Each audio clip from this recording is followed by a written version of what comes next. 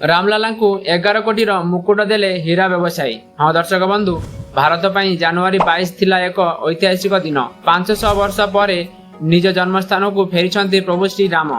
गत 22 तारिख दिन दिव्य राम मंदिर रे प्रभु रामलाला प्राण प्रतिष्ठा होइथिला। तेबे सारा विश्व किछि ना किछि उपहार प्रभु रामलाला पठाई राम भक्त। एही क्रम रामलाला को 11 कोटी हीरा मुकुट दान करिसंती जणे राम भक्त। अयोध्या राम मंदिर रे बहु प्रतीक्षित प्राण प्रतिष्ठा कार्य संपन्न होइछंती। गर्भगृह रे सुना बेश रामलाला मनोरम छवि समस्त मन मोहुछि। नवनिर्मित राम मंदिर लगी कोटी कोटी टंकार दान मिलुछि। गुजरात सुरटर जड़े हीरा व्यवसायी मंदिर रे पूजा पाउथिबा रामलाला मूर्ति लगी 11 कोटी टंकार उपहार रे देइछंती। ग्रीन लैब डायमंड कंपनी मालिक मुकेश पटेल 6 किलोग्राम ओजन मुकुट दान रे देइछंती। एथिरे 4.5 किलोग्राम सुना व्यवहार हेइछि।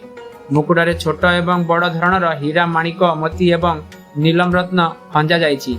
एही मुकुट रामलाला मस्तक रे शोभा पाउछि। रामलाला दान करथिबा व्यवसायी मध्य मुकेश तृतीय स्थान रे अछंती। तेबे अंबानी परिवार पक्षरु राम मंदिर ट्रस्ट को 2.51 कोटी टंका दान करा जायतिला।